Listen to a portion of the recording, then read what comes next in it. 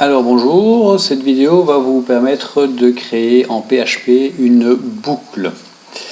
Alors pour créer une boucle, eh bien, nous allons partir d'un document PHP classique.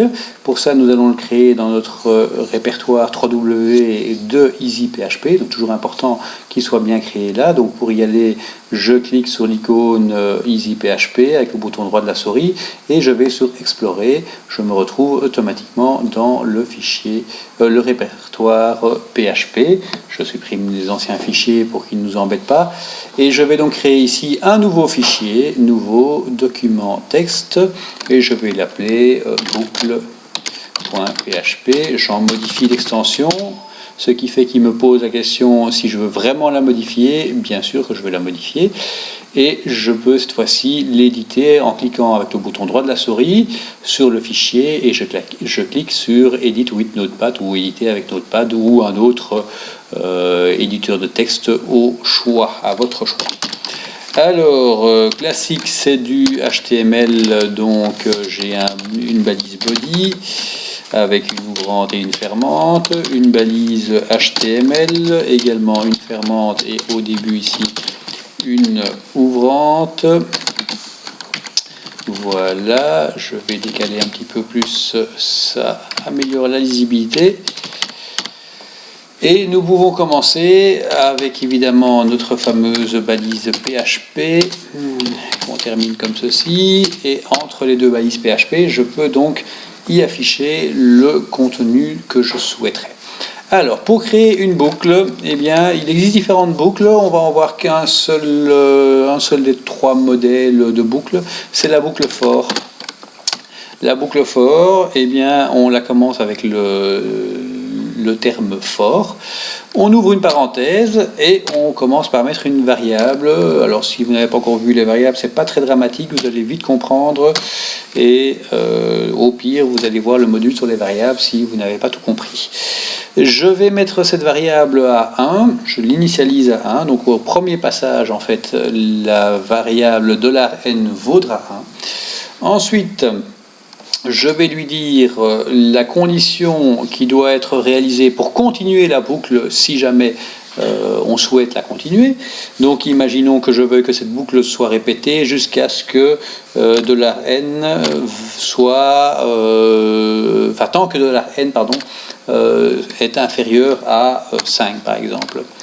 Et ensuite je rajoute un point virgule et je donne une petite instruction, ce qui va se produire sur $n après chaque passage.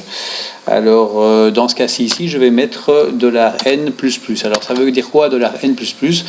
Eh bien en fait, quand on met un plus après une variable, eh bien il va augmenter la valeur de la variable d'une unité. Donc si la valeur valait 1 au premier passage, après au deuxième passage, elle vaudra 2, 3, 4 et ainsi de suite. Je ferme ma parenthèse que j'ai ouverte tout à l'heure et j'ouvre une accolade. Dans cette accolade, je vais mettre ce qui sera répété dans ma boucle. Et je peux donc marquer ici écho. Et je vais marquer passage numéro. Et je vais rajouter ici la valeur de $n, donc je vais mettre $n comme ceci ici. Je mets un point virgule et voilà, ma boucle est terminée. Je sauvegarde l'ensemble, je vais donc exécuter le contenu de ce qu'il y a là-dedans. Pour cela, je vais aller chercher le fichier boucle.php, mais n'oubliez pas, il faut le faire avec un navigateur. Si vous double-cliquez dessus directement, ça ne marchera pas. Et votre navigateur, vous devez l'adresser à votre propre machine, dont l'adresse est 127.0.0.1. suivi d'un slash et maintenant le nom du fichier boucle.php comme ceci. Voilà, passage, ouais, le petit 0, là, numéro, il n'a pas trop apprécié. Alors, on va marquer numéro en toutes lettres. Voilà, je sauvegarde et je réactualise. Voilà, passage numéro 1, passage numéro 2, passage numéro 3, passage numéro 4. Donc, pour vous expliquer clairement ici, qu'est-ce qui s'est passé? Donc il y a une répétition de cette instruction-ci, donc de ce qui a été mis entre les accolades qui se trouvent ici.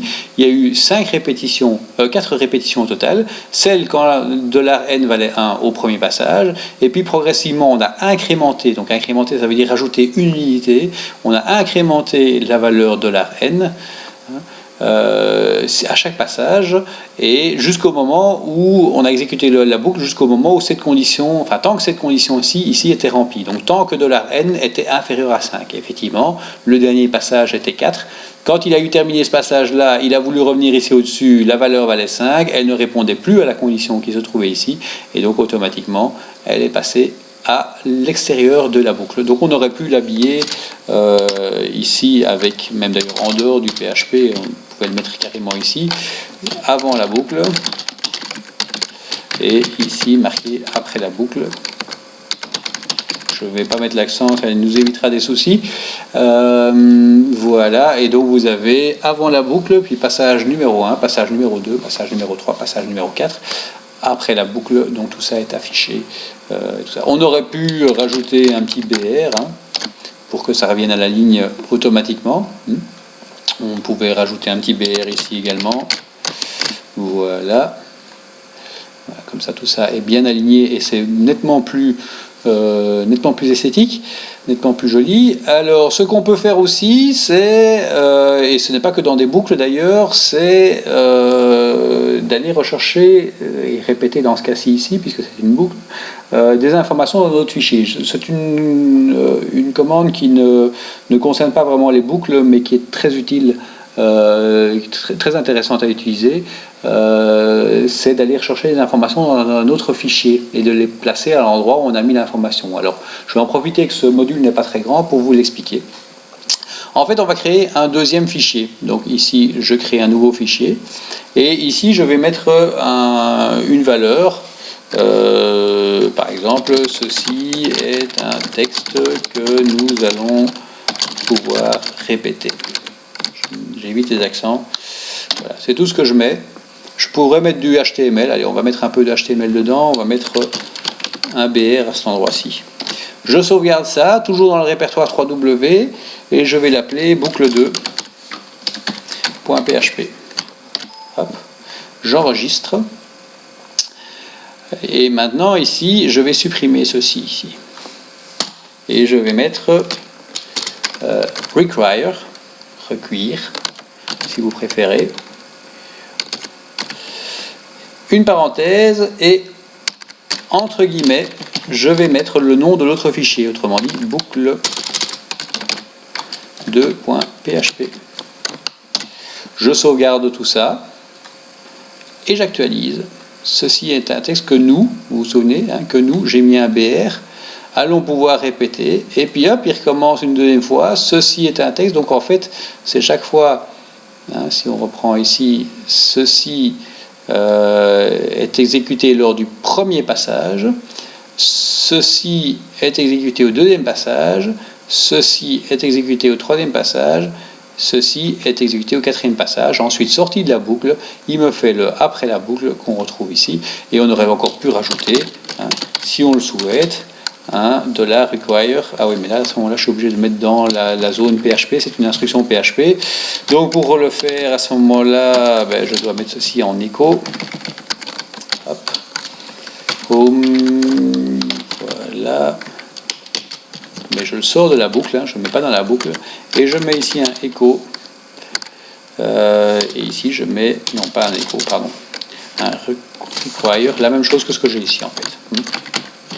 Voilà. Je reprends de nouveau la même information. Je sauvegarde ça.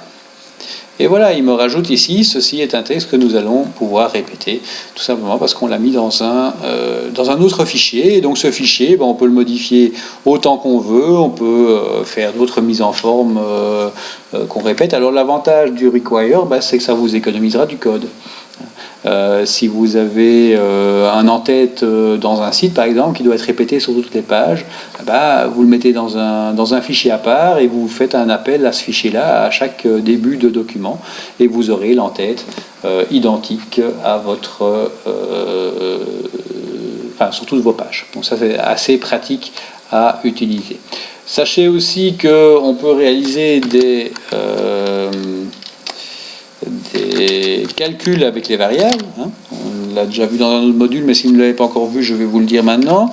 Donc je pourrais très bien écrire ici echo $n fois 2, par exemple. Donc en gros, je vais supprimer mon avant et après on va simplifier un petit peu notre document pour qu'il soit un peu plus propre.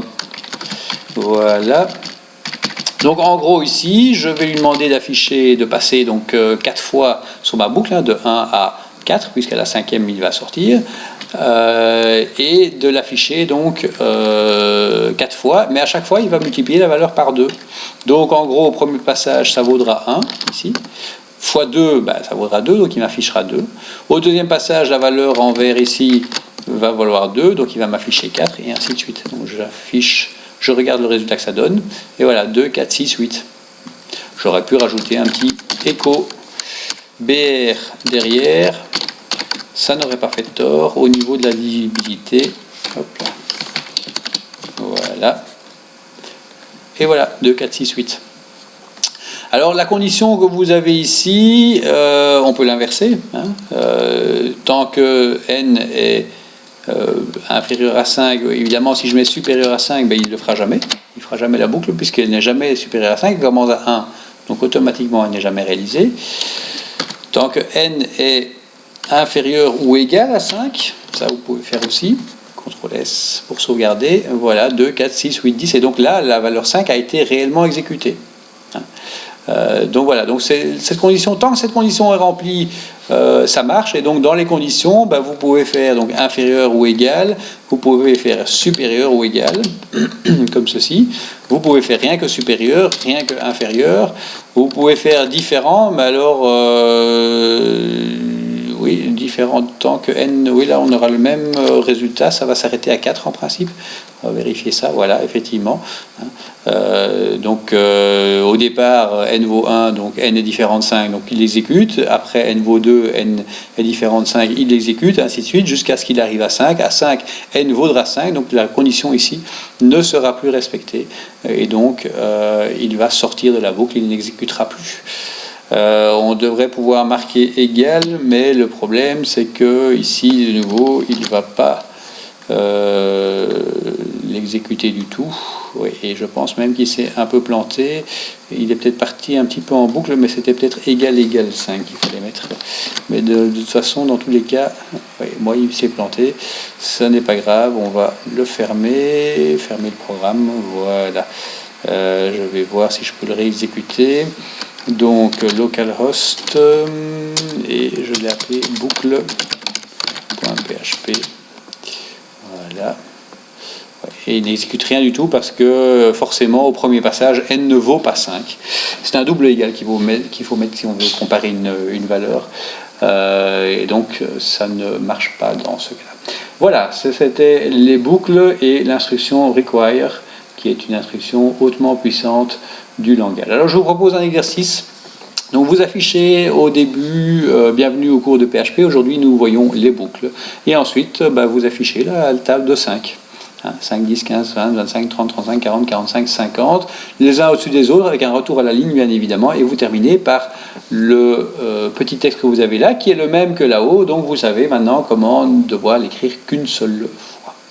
Bon travail, merci beaucoup et à bientôt.